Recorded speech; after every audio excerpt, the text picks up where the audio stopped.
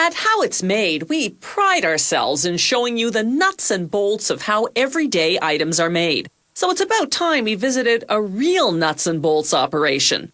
We sure couldn't do without these tiny but essential pieces of hardware. If only they weren't so darn easy to lose. Nuts and bolts are made from what's called steel wire rod. After spending up to 30 hours in a furnace to soften it enough to be worked, the wire rod goes into a bath of sulfuric acid to remove any rust particles. It's rinsed in water, then coated with phosphate, a chemical compound. This prevents the steel from rusting before the bolt forming begins, and lubricates the steel to make forming easier. They form the bolts by cold forging, shaping the steel at room temperature by forcing it through various dies at high pressure.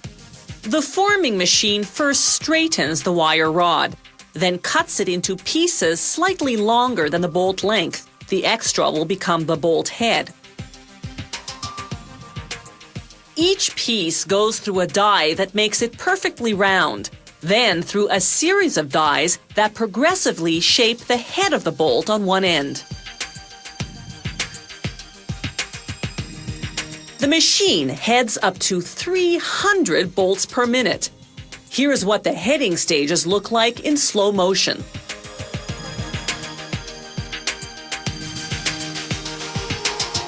This die creates a slight collar. The next one turns it into a round head.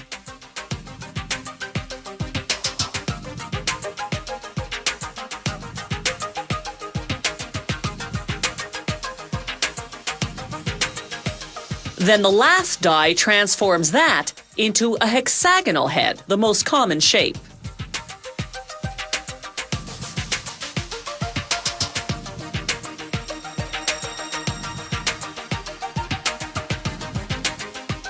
Next, the machine forms the opposite end of the bolt. A tool called the pointer shapes the bottom of each bolt, creating what's called the chamfer, the part the nut catches onto. Here's the bolt before and after the chamfer. The bolt needs threads to enable the nut to screw onto it. Once again, they use the cold forging method. High-pressure rollers press in the thread pattern, as we see here in slow motion.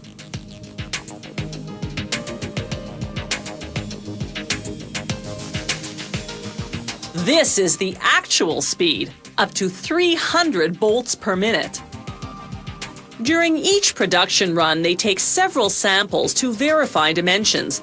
They use various measuring devices, a micrometer to check the bolt's length, calipers to measure the width of the head, and a ring gauge to check the threads.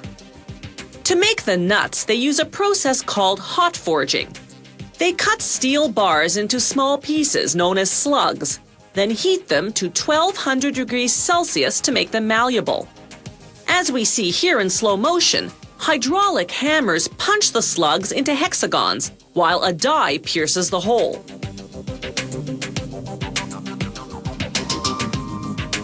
Then a tool called a tapper drives into the hole to cut the threads. That black liquid is a lubricant oil to minimize the wear and tear on the tappers.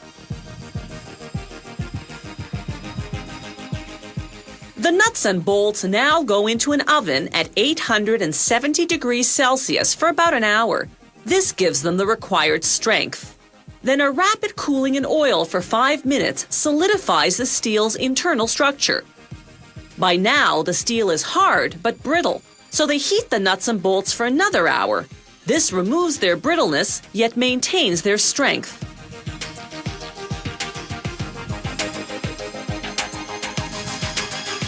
The quality control team pulls samples off the line, measuring how much force it takes to break them. If a bolt meets its minimum strength requirement, it passes inspection, provided the break occurred in the threading, the weakest part. Finally, packaging, labeled among other things by size and grade.